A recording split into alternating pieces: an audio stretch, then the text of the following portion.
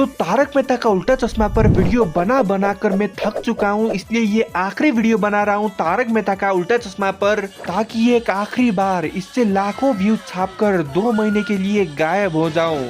और इस वीडियो में तारक मेहता का कोई भी क्लिप मैं यूज नहीं करूंगा, क्योंकि 22 स्ट्राइक पहले ही पड़ चुके हैं मुझे। खैर, तो अब खाने का निवाला मुंह में डाल लो, क्योंकि अब शुरू करते हैं तारक मेहता का उल्टा चश्मा का ultimate roast.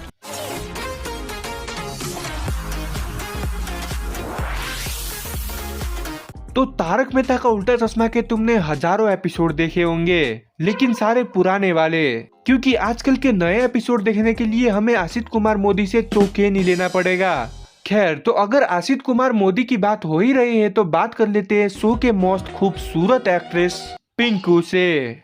I know Pinku लड़का है, लेकिन मुझे डाउट है जिस तरीके से ये टप्पू के पीछे रहता है ना, सोनू की फील्डिंग सेट है भाई। वैसे मैं मजाक कर रहा हूँ, ऐसा नहीं होता शो में, क्योंकि ये सब सोचने के लिए दिमाग तो होना चाहिए शो मेकर्स के पास। खैर, तो अब डायरेक्टली बात करते हैं शो के मेन कैरेक्टर जेठालाल चंपकलाल जयंतीलाल गड़ा के बापूजी के बारे में। तो अगर तुम्हें इस बुढ़े के बारे में, सॉरी बेसिस्ट मातारा के बारे में नहीं पता, तो ये वही लोंडा है जो लड़कियों की हर तरफ से मदद करता है, लेकिन लड़कों का हर तरफ से लेता है। क्योंकि अकॉर्डिंग टू हमारे चाचा आइंस्टाइन, अगर लड़की है तो वो सही ही होगी, और अगर लड़का है तो वो गलत ही होगा, क्योंकि लोंडे तो बने ही है विलेन बनने के लिए, वो तो पैदाइशी ही नीच है।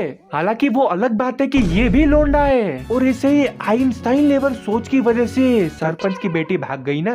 अब करते रहो बाबूचक। खैर, तो अब चंपक दी जयंतीलाल चाचा की बात हो ही रही है, तो बात करते हैं हमारे प्यारे टप्पू सेना के बारे में, जिनको बस शो में बच्चा दिखाया जा रहा है।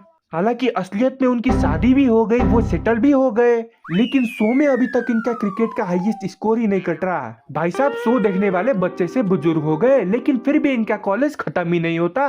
पता नहीं कौन सा डिग्री ले रहे हैं ये लोग। और चलो, ये बात को तो तुम फिर भी हजमोला खा के हजम भी कर लोगे। तुम मुझे ये बताओ, पोपट लाल की शादी हो ही क्यों नहीं रही है? 10,000 बार उसकी शादी होते होते रुक जाती है। ऐसा क्यों भाई? उसने क्या पिछले जन्म में तुमसे बेटी छीन लिया था? वो क्या चरस गांजे का धंधा करता है? बेचारा 60 साल से कुंवारा लड़का ही बैठा है। अगर टप्पू और सोनू की शादी इससे पहले हो गई ना, तो मैं तुम्हारे घर में घुसकर धर कर दूंगा, क्योंकि ये नया हिंदुस्तान है, ये घर में घुसेगा भी और मारेगा भी। तो अब टाइम वेस्ट ना करते हुए बात करते हैं शो के मोस्ट इरिटेटिंग कैरेक्टर्स, यानी कि महिला मंडल पर। तो देखो, महिला मंडल का हिसाब किताब सॉर्टेड है। वो काफी ज्यादा प्रोडक्टिव, मॉडर्न, आजकल की तगड़ी, स्ट्रॉन्ग, इंडिपेंडेंट वुमन है। हालांकि है सभी हाउसवाइफ। ये सारी स्ट्रॉन्ग इंडिपेंडेंट वुमन वाली बकचोदी सिर्फ जीपीएल के टाइम में आती है, और सोसाइटी में ऐसा दिखाया जाता है कि ये मिडिल क्लास औरतें। वो बात अलग है कि हफ्ते के 7 दिन में ये 4 बार शॉपिंग जाते हैं, लेकिन मिडिल क्लास तो है ये। हालांकि दिमाग तो उनमें उतना ही है जितने मेरे इस चैनल पे रियल टाइम व्यूज। इनको बस सेल दिखा दो तो ये कैसी भी साड़ी ले लेती है, और बीच रोड में गरबा करके बेचारे शॉपकीपर का सारा सेल बर्बाद कर देती है। Zero civic sense. और ठीक शो की तरह इनको आधे वीडियो में ही इग्नोर करके आगे बढ़ते हैं। और अब बात करते हैं शो के जान, होस्ट, दोस्त, सब कुछ, अय्यर भाई का कट्टर हेटर स्लैश बबीता जी का पक्का लवर जेठालाल गड़ा। तो अगर ये नहीं होते तो शो भी नहीं होता, ये बात तो हम सबको पता है।